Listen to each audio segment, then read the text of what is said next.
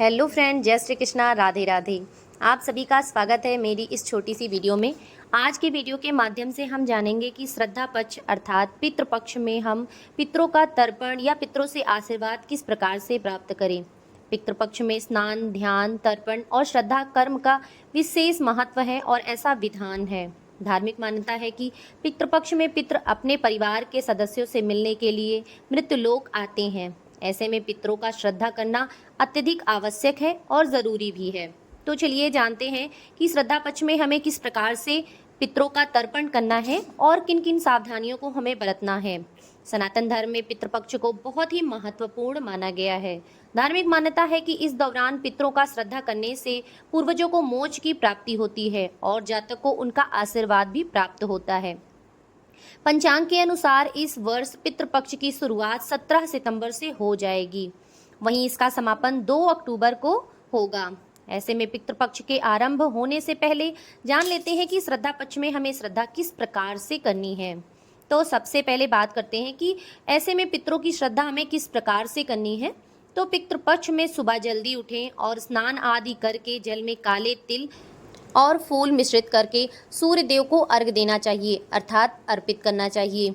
इसके बाद पितृपक्ष में पितरों को तर्पण विधि पूर्वक करना चाहिए अर्थात पूरी सावधानी बरतनी चाहिए अर्थात विधि पूर्वक जल देना, बाहर के किसी भी भोज सामान को ग्रहण ना करना, इसके अलावा नए वस्त्र आदि ना खरीदना, नाखून बाल ना काटना, इन सब चीज़ों का परहेज किया जाता है। तो इन चीज़ों का आप विशेष ध्यान रखें।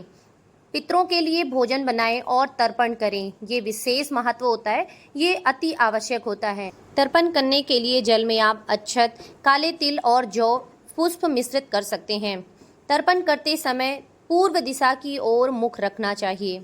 अंत में पितरों को भोजन अर्पित करें। पितरों की मोक्ष की प्राप्ति के लिए कामना करें और मंत्रों का उच्चारण करें। यदि आपको आते हो तो, नहीं आते हैं तो आप उनके नाम लेकर आप पितरों का तर्पण कर सकते हैं। तो चलिए जान लेते हैं कि किस दिन कौन सी तिथि पड़ेगी अर्थात पितृपक्ष की तिथियों के बारे में। 17 सितंबर 2024 दिन मंगलवार से पितृपक्ष की शुरुआत होगी, जिस दिन पूर्णिमा तिथि रहेगी। 18 तारीख को प्रतिपदा तिथि, 19 तारीख को द्वितीया, 20 तारीख को तृतीया, 21 को चतुर्थी, 22 को पंचमी, 23 को षष्ठी श्रद्धा पक्ष अर्थात उसी दिन सप्तमी भी लग जाएगी अर्थात दोनों तिथियां एक ही दिन रहेंगी।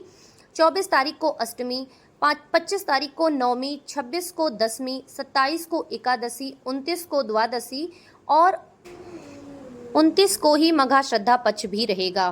30 तारीख को त्रयोदशी, 1 तारीख को चतुर्थी और लास्ट में आता है 2 अक्टूबर, जिस दिन रहेगा सर्वप्रत अमावस्या, जिस दिन सभी पितरों का तर्पण कर सकते हैं अर्थात जिस भी पितृ की यदि आपको तिथि नहीं पता है तो आप आखिरी दिन अमावस्या के दिन उनका तर्पण कर सकते हैं।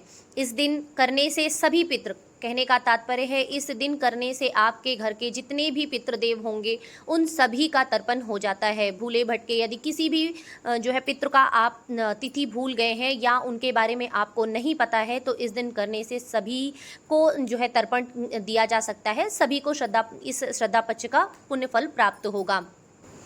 इसी दिन पिंडदान या ब्राह्मण भोज का भी विधान है। यदि आप तिथि पर करा रहे हैं तो बहुत अच्छी बात है। यदि या आपको तिथि नहीं पता है या किन्हीं कारणों आपको तिथि ज्ञात नहीं है तो आप अमावस्या के दिन पिंडदान, ब्राह्मण भोज आदि करा सकते हैं। इस दिन भूले भटके यदि किसी को भी भूल गए हैं या आप नहीं जानते हैं तो कराने से वही पूर्ण फल प्राप्त होता है जो आप उनके तिथि पर कराते हैं, बल्कि अमावस्या को कराने से ज़्यादा पूर्ण फल प्राप्त होता है, क्योंकि कहते हैं इस दिन सर्वपित्त अमावस्या होती है अर्थात सभी पितरों का तर्पण इस दिन हो जाता है। भूले भटके यदि आप किसी को भी भूल गए हैं या आपको जानकारी नहीं है या किन्हीं कारणवश आपको नहीं पता है तो इस दिन तर्पण करने से जो भी आपके पूर्वज होंगे, जो भी जिनके बारे में आपको नहीं भी पता होगा, उनको भी तर्पण का पुण्य फल प्राप्त होता है। कहने का तात्पर्य है जैसे आपके परिवार में कोई भी ऐसा व्यक्ति है जिनकी तिथि आपको नहीं पता है, किस तिथि पर वो इस धरती को छोड़कर गए थे इसके बारे में आपको नहीं पता है, तो आप अमावस्या के दिन करने से सभी पितृ, आपके परिवार के जितने भी पितृदेव होंगे सभी को इसका फल प्राप्त होगा और उनका आशीर्वाद आपको प्राप्त होगा। सो फ्रेंड्स, आपको ये छोटी सी जानकारी कैसी लगी कमेंट करके ज़रूर बताइएगा। वीडियो अच्छा लगा हो तो लाइक कमेंट शेयर करना बिल्कुल ना भूलें, और अगर आप हमारे चैनल पर नए हैं तो चैनल को सब्सक्राइब कर लें, बेल आइकन भी दबा दें ताकि वीडियोज़ की नोटिफिकेशन आप सभी को मिलती रहे। जय श्री कृष्णा, राधे राधे, हर हर महादेव।